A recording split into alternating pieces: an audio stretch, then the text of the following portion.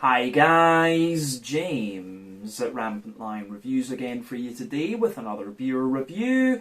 For this one, we are going to stick to Scotland and we're going to return to a brewery that's featured on the channel a couple of times before. I've had some really nice beers from these guys, a few different styles, but it has been a very long time since I've had anything from these guys. If I'm not mistaken, the last review that I did from this brewery was maybe about 7 years ago or something like that, which is absolutely crazy to think because I tried this brewery's beers just when they were kind of getting them out there a little bit more. But yeah, they did a fair few different styles. The one that we're going to have a look at today is a style that I haven't tried from them before. It's a style that I don't come across all that often, in fact, and it has got a twist to it that I'm pretty certain I will enjoy, and I believe this is one of their newer beers as well, but correct me on that in the comment section below if I happen to be wrong. But yeah, definitely excited to return to these guys and curious to see what this beer is going to have in store for us. Hopefully it's another good one, hopefully it makes for an interesting review, and as always I hope that you guys watching enjoy my take on this one as well. So yeah, for this review then, we are going to head up to Moray, which is a very beautiful county, or region if we can call it that, part of the famous Speyside region, which is known for its food and drink. And you'll find that between Inverness to the west and Aberdeen to the east. We're going to go a little bit to the north of Elgin, which is kind of the county capital, if we can call it that, to Lossiemouth, which is right on the north coast, and that means that we're going to have a look at another beer from Windswept Brewing Company. So this one is called Clavie. It comes in at 5.5% ABV, and this one is a smoked porter. So yeah, this should be really quite nice. From what I understand, this beer uses German Rauch malt, so that should be really interesting. As you'll know if you've watched the channel for any length of time, I'm a huge fan of the Bamberg Rauch beers. That was where my journey with craft beer really began, thanks to my German flatmate Daniel, and then it just expanded into the more kind of malty, brown, sugary things, and I got into the lighter styles a wee bit later on. But yeah, I tried a number of beers from Windswept Brewing back in sort of 2014, 2015, something like that, and yeah, really enjoyed them actually, and it's been cool to see that these guys have been going from strength to strength over the last little while. But yeah, my first review from them in about 6 or 7 years, something like that, so let's crack on with this one then and see how we get on. So, as always with my reviews then, I'll tell you a little bit about the brewery before we taste the beer. If you want to get straight to the tasting though, just fast forward. All the usual links can be found in the video description below. That's the brewery website, the link to my other reviews that I've done from Windswept Brewing Company before, and we will need to add some more to that list at some point in the near future. I don't want to leave it another 7 years before I have some of the Windswept beers, but there's all the usual social media down there. If you want to see more reviews, do please consider subscribing to the channel. The support that you give is massively appreciated, and remember you can go into the channel homepage and search for beer based on the geography tagging systems. Just go in there, use the search bar, put your hometown, state, county, whatever you like. If I've reviewed beers from the area that you search for, they will pop up. Failing that though, you can check out the playlist of beers from different countries. You'll find this one in the Scottish playlist along with a number of others, and we will be adding to that for the next little while, of course, while I'm back in the motherland. But yeah, let's go on to my brewery notes then, and I'll tell you a wee bit about Windswept Brewing once again. So, as I've mentioned to you already, Windswept Brewing are from a small village called Lossiemouth to the north of Elgin. Very pretty part of Scotland. Moray, well known for its food and also for being part of the Speyside whisky region. But Windswept Brewing was established back in 2012 by former Air Force pilots Nigel Tiddy and Alistair Reid, who used to be members in the 617 Dambusters Squadron.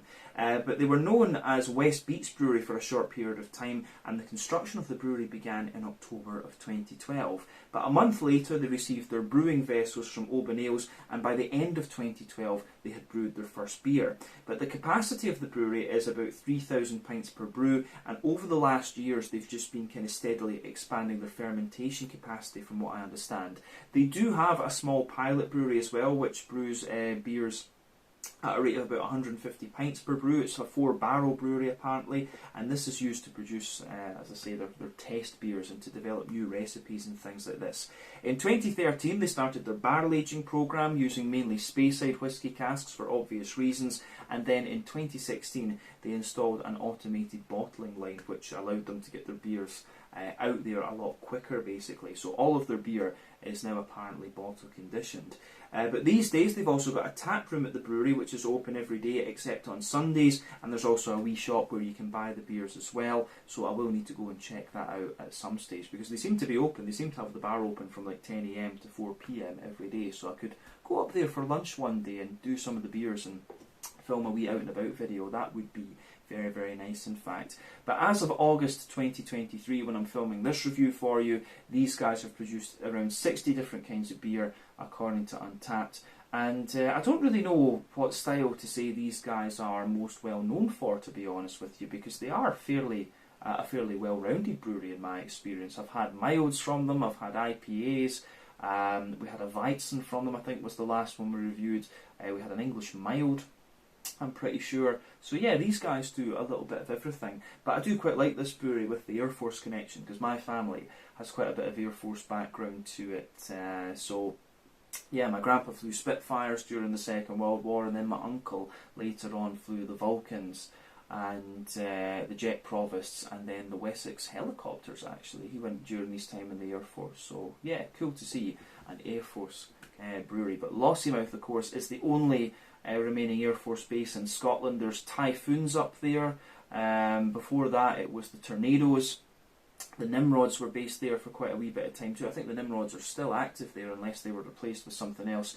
And you do have the RAF Search and Rescue, which is flying Sea King helicopters these days too. But yeah, always like that. I've never actually been to Lossiemouth base. I did go to Kinloss when that was still open, and you know, my Air Cadet wing, we always went to Lookers for the most part, but that again is shut. As I say, there's only one Air Force base in Scotland. All the military stuff seems to have gone to England, unfortunately, but there's obvious reasons behind that. So yeah, that's that. We won't get into it, but still, as I say, very cool to have a kind of Air Force orientated brewery. But yeah, several of their beers are named after different aircraft. They've got the Russian Imperial Stout, which is called the Bear, after the Tupolev T-95. They do have the two IPAs, one called the Tornado and one called the Typhoon. I forget which single hops they are. I think one's Citron, one's Simcoe. If I'm not mistaken, I think Tornado is the Citron one and Typhoon is the Simcoe. But yeah, some really nice beers from these guys, as I said. But let's get on then and actually have a little look at the beer itself. I'll let you have a wee look at the artwork quickly before we open this one up. But there you can see it's quite similar to what we've seen from Windswept Brewing in the past. But as I said earlier, this beer is called Clavie, 5.5% ABV. And you can also see the Windswept bottle cap on this one too. But I bought this beer up in the Victorian Market in Inverness. There was a wee kind of beer stand in there, which was kind of cool. I was looking for some of the Dog Falls stuff, which I got, and then I also saw they had a few things from Windswept. And this is just the one that kind of caught my eye because it was a smoked porter. You know, you don't come across too many porters these days. But yeah, let's get this guy out into the glass then and see what it's all about. Really looking forward to this. I think when I reviewed these beers before, the Windswept ones didn't have their own bottle cap, so I'll need to keep this one and add it to the collection. But yeah, as you can see, a nice little bit of smoky opening there when we open it up, and it has foamed up a wee bit at the top. So let's get this guy out and see what it's all about. Oh, it's going to have a nice head on it there. I'll just pour it a little bit more lightly so that it doesn't go too mental. But yeah, we'll put the rest in a wee bit later because I think the head is going to be a little bit tricky with this one, I think.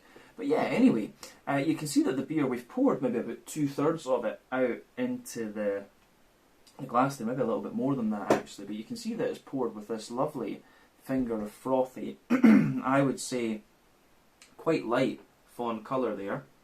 Looks very nice. You can see some medium-sized bubbles on top of the liquid, and then it gets foamier and foamier the further up the head that you go. But you can see, I'm not sure how well it's going to show up to you guys on the camera, but when I shine the light through this one, this beer actually has a very sort of dark, ruby kind of colour to it, but you've also got a wee bit of that kind of ebony rosewood sort of thing that you'd expect of a porter. So yeah, the porter, if I remember rightly, is a style that originates in London, and the main difference between this and the stout is usually the mouthfeel. The porter's a bit lighter in their mouthfeel, and that's due to the yeast that you use. I think porter fermentation takes place at a significantly lower temperature than stout fermentation, but they are of course ales. It's not, these beers are not lagers for certain. But yeah, one or two big bubbles sticking toward the side of the glass with this one, a few little bits of carbonation visible going up toward the bottom of the head there. But yeah, in terms of what you'd expect appearance-wise from a porter, it's pretty much right there, but definitely one of the more kind of ruby-leaning porters that I've seen. Remember though, the colour of your beer depends on a few things. One, the type of malts that you use. This goes a long way to determining your EBC rating. Two, length of your wort boil will play a role too, because the longer you boil the wort, the more the sugars caramelise, and thus you get a darker colour of beer. But any barrel aging that you do or adjuncts you put into the beer will affect its colour as well. But you don't often have to care about that when it comes to porters, to be honest. Because they are black beers, and it's very difficult to affect the colour of black beers with adjuncts and so on. But yeah, I don't know if we really need to say anything else about the appearance of this one. I think we've covered it all, but we can have a wee look at the aroma then and see what this beer is going to have in store for us. That does smell really nice. Yeah.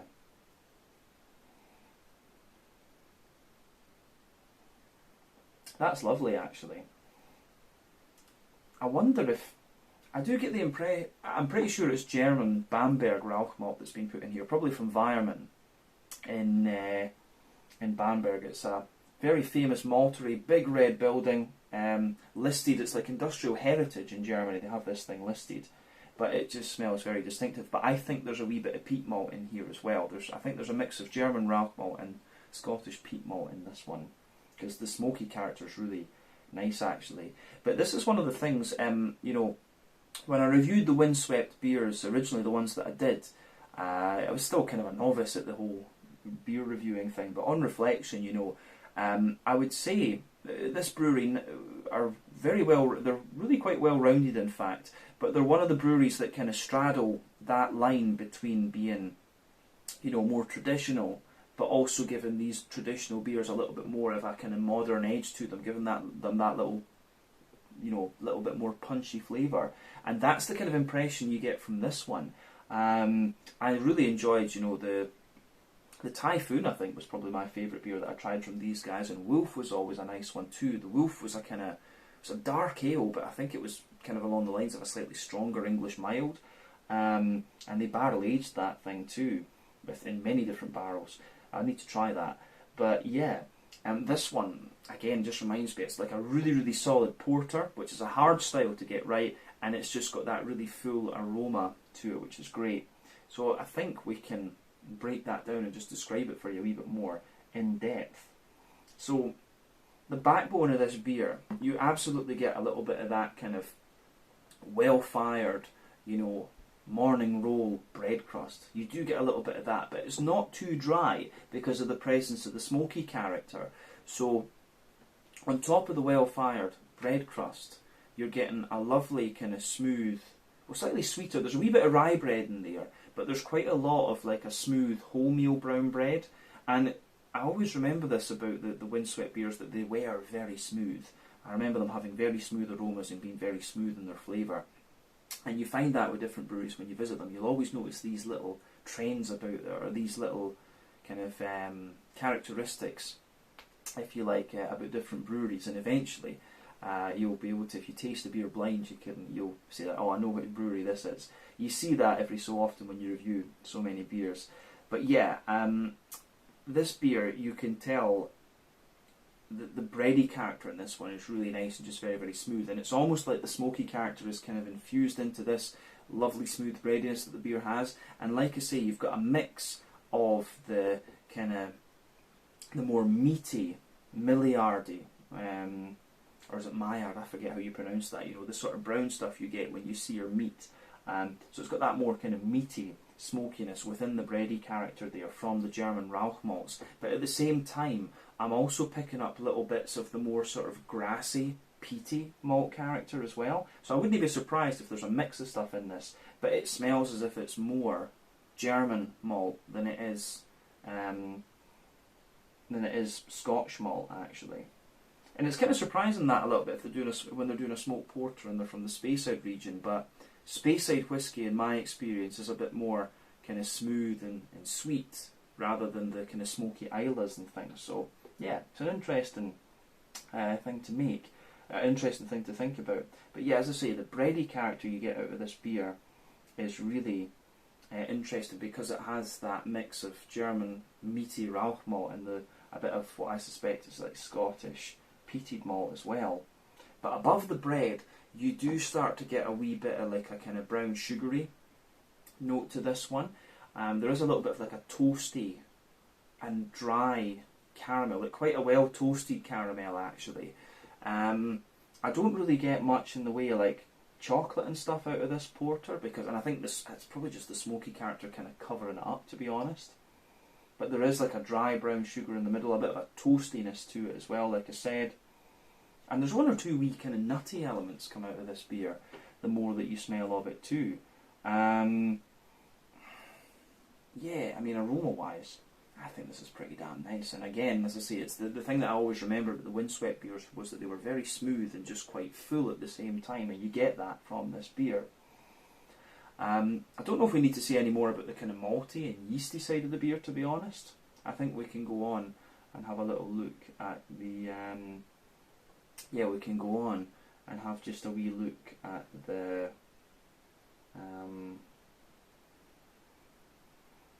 the kind of hoppy side of things. And of course the porter is not the most hop forward of beer styles, so yeah, for me the hops are kind of as you'd expect. There's a wee bit of earthiness in there, there's a wee bit of herbal character, but then you do have a little touch of a kind of brighter floral note there at the front of the nose, and I get a wee touch of grassy zestiness out of this one, which is really quite interesting. So yeah, a wee touch of a kind of grassy zestiness coming out of the beer, which I think is great. I do really like how that goes together. The hoppiness just adds a wee bit more depth and kind of brightness to the beer, which is interesting.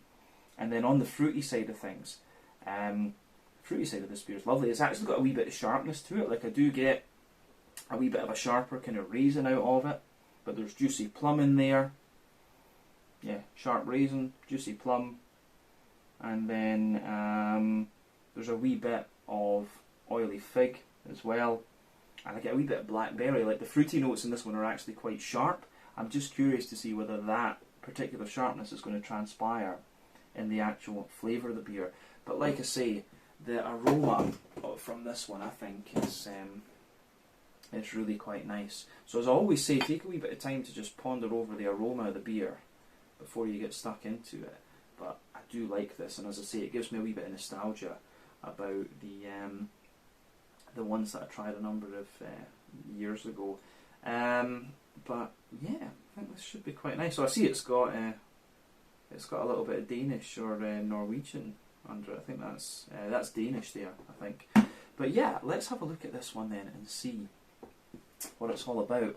So this one is the Clavie, a 5.5% smoked porter from Windswept Brewing Company in Lossiemouth in Moray, in the Speyside region in Scotland. Let's get stuck into this one. Slàinte, skål, cheers.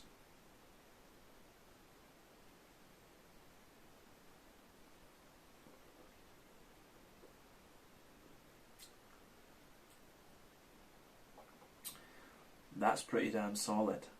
Once again, not surprised, as I say. It has, as I was saying, Windswept beers I always remember being very, very smooth and having this really nice kind of smooth dryness in the aftertaste. Or with the IPAs, they were a bit more oily and had that kind of smooth, dry sweetness. This beer is no exception to that. This is good. I'll say this is a really solid porter, actually. One of the thicker porters I think that I've come across in recent times. And it does have, you can see from the head, this one does have that wee bit more carbonation, and the head retention's pretty good, I have to say, as well. Especially when you consider, I don't think, does it contain a wee bit of wheat? It does, so it makes sense. Wheat is always going to help your head retention. But that's another very, very solid beer from these guys. It's just a shame. I wish I could get more of their beers down here. I think you have to go through, you can find them in some of the beer shops in Glasgow, but yeah, as I say, Inverness and Aberdeen are where you're going to find most of the Windswept beers. I'm not sure how much these guys are producing a year, actually. I'd be very curious to know, but still, quality of the beer is there, and as I say, a number of the beers from Windswept are like traditional styles, but just done better, done in a modern way. That's why I like this brewery.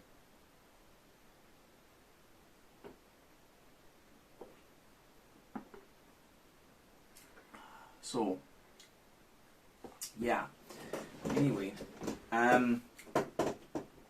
this beer gives you everything you'd want from the style. You've got that roasty backbone, you've got a good little bit of breadiness to this one. You still have the lightness in the mouthfeel which you want from the porter to distinguish it from the stout. You get the smokiness coming out of it into the aftertaste, wee bit of hoppy character and just a wee bit of fruitiness. That's it. But let's break the beer down and just describe the flavour a wee bit more kind of in depth, if you like. So middle third of your palate then. You've got a lovely little bit of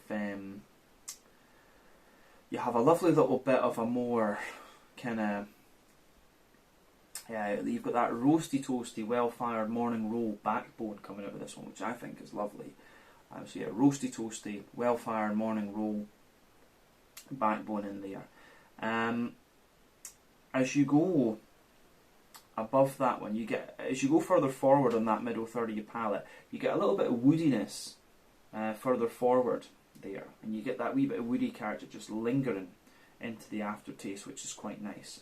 But above the roasty toasty well fired bread crust, you get, I think there's like a very thin layer of like an almost rye bready type character coming out of this one. So there's a wee bit of that, but then very quickly after that you get the layer of the nice kind of dense and smooth and thick.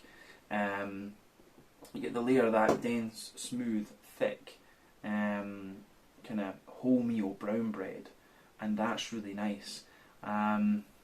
There's a wee bit within that kind of brown bready layer, there's a wee bit of the smokiness there, but I think the smoky side of the beer actually comes out a wee bit further back on the palate, so we'll talk about that a bit later on maybe.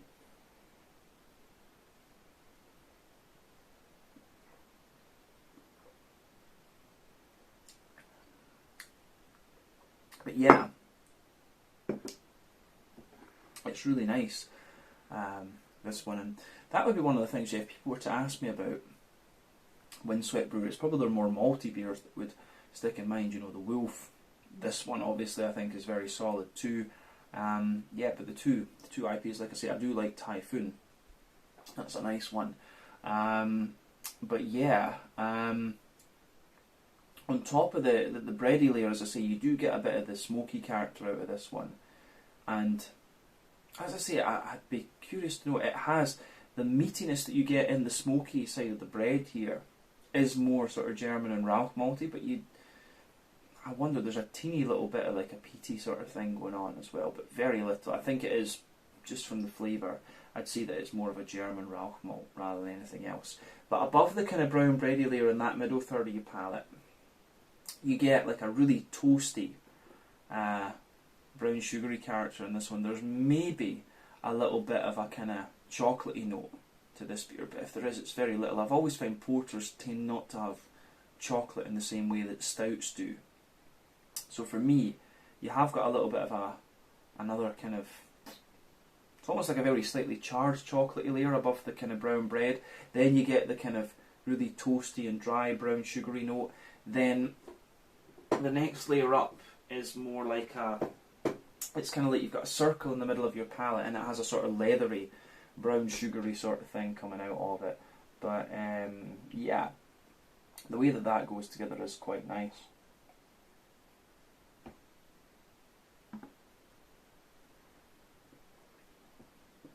So yeah, that kind of leathery brown sugary layer there lingers into the aftertaste a wee bit. And then in the dead centre, pardon me, of your palate, in the dead centre of your palate, you've got a little bit more of you do have a wee tiny touch of like a sweet, like almost caramelly note there, and that's obviously going to come from the alcohol in the beer, but at 5.5% ABV. No, by no means is this the strongest porter you're going to have, but it's a porter, not an imperial porter, so that's kind of by the by. But I think we've covered what we need to say about the middle third of the palate, other than to say that you do get a wee touch of nuttiness out of this one into the aftertaste when the smokiness pushes out. But yeah, so remember the general trend with your palate, that sweeter flavours come out further forward and more dry and bitter flavours come out further back. And with the back third of your palate, For me, that's where you get most of the yeastiness out of the beer. You'll get similar flavours between the middle and back third of your palate, but just at different intensities. So if we look at that back third of the palate, if we take the border region first, border region between middle and back third of your palate, you get that nice little bit of bready build up in there. So you've got a bit of a kind of rye bready base in there, so a bit of a rye bready base, then the more wholemeal brown bready character on top. Then the base of that back third of your palate, you've got a really nice kind of, as I say, you've got a really nice kind of roasty, toasty, well-fired bread crust. You've got a bit of cracker above that. You get the rye bready layer, which feels a lot lighter and more airy, and then you've got the wholemeal brown bready character, which does still have quite a bit of density to it. But at the same time, it does feel lighter and more airy than in the middle third of your palate. You can feel some of the drier brown sugars just creeping over the top of that, and then above everything else, you get the yeasty side of the beer. So yeah, the yeasty character for me is like a really dry brown bread, a little bit of crackery and woody character there. As I say, it's like dense, and then it's just wrapped in everything else. But I would say that you do get a little bit of a more yeasty. Pardon me, you do get a little bit more of a kind of like yeasty smokiness coming out of this one, which is quite interesting.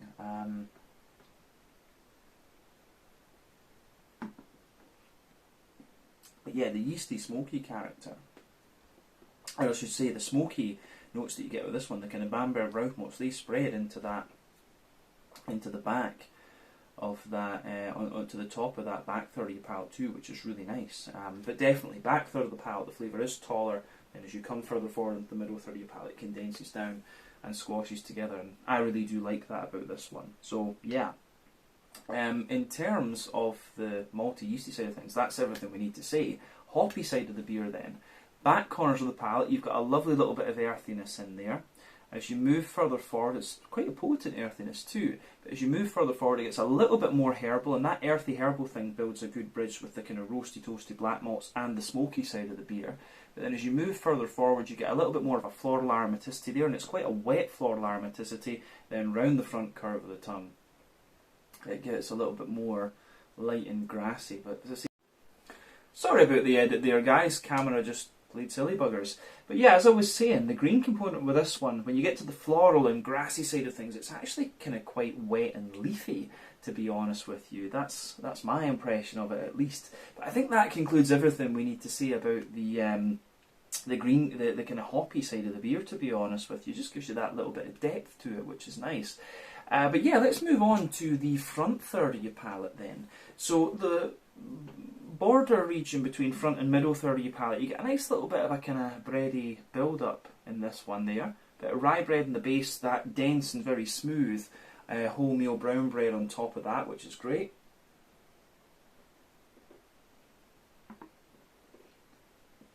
And then yeah, the base of that front third of your palate, you still get a little bit of the roasty toasty well-fired bread crust.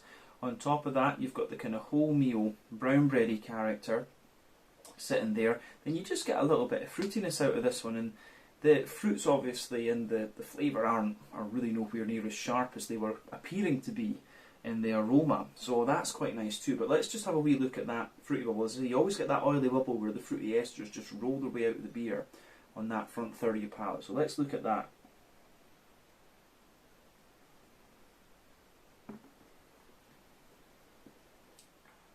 But yeah, fruity side of the beer then for me, when you take the beer in, you do have a little touch of raisiny sharpness, which I think is great. So a little touch of that raisiny sharpness in there. Underneath that you get a little touch of plum. So yeah, raisiny sharpness, little bit of plum, little bit of bit of raisin, bit of plum. Maybe as you reach the middle of that front third of your palate, you've got a little bit of, as I say, you've maybe got just a little touch of,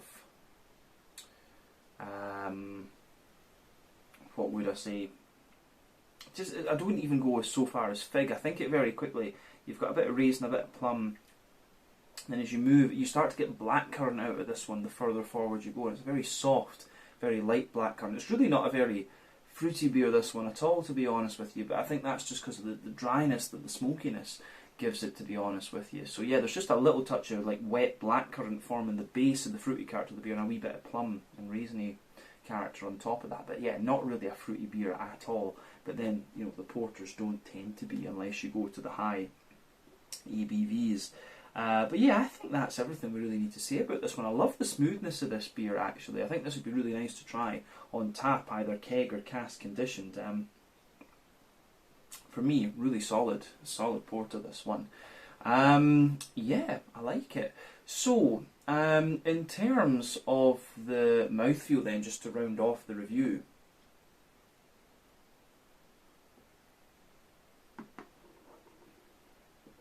for me, they've got the mouthfeel on this one. In the bottle, it's actually really very nice, because you could see it had a bit more carbonation that maybe it would have. I'm not sure how old the bottle is. It says it's I think it means best drink this before the 21st of September 23, so it might actually be a slightly older bottle, this one, to be honest with you, and that would explain the behaviour of the head. So maybe it's got a wee bit more carbonation to it as a result of that, but I think it really suits the beer. It kind of gives you this little bit of smoothness and things, and makes the beer that wee bit kind of, well, I don't know if refreshing is the right word for a porter, but I think it gives the beer a really nice mouthfeel, to be honest with you. But as I say, this beer for me is very smooth. It's mid-bodied, very smooth carbonation. It has an almost like slightly creamy character to it, which would be explained by the wheat. Gives it a lovely smoothness. But yeah, quite a dry porter, this one. I wouldn't say it's like a robust porter where it's overly bitter and dry and stuff like that, but yeah, bit of dryness underneath, smoothness in the middle, and a wee touch of like a dry sweetness on top if we talk about the malt base. IBU wise, this one's got to be about 30ish or 40 IBUs, but then you're talking about perceived bitterness versus calculated bitterness. I don't think this beer is calculated to be overly bitter, but yeah, 40 or 50 IBUs wouldn't surprise me with this one, in all honesty. But it's more dry than bitter, I would say, but I still like it. And the fruity character in this one is really quite wet and quite soft. But overall, really nice porter, this one. And again, it sort of reinforces this preconception I have about Windswept beers, is that they're always very smooth and just really nice and drinkable, actually, and sort of more bold takes on traditional styles, if you like. I think that's a good way to describe it. Windswept kind of straddled that line between keeping the traditional style and just making it a bit more American and bold, if you like. But yeah, really solid beer, this one, and a very nice return to Windswept Brewing. I think we can leave it at that for this review.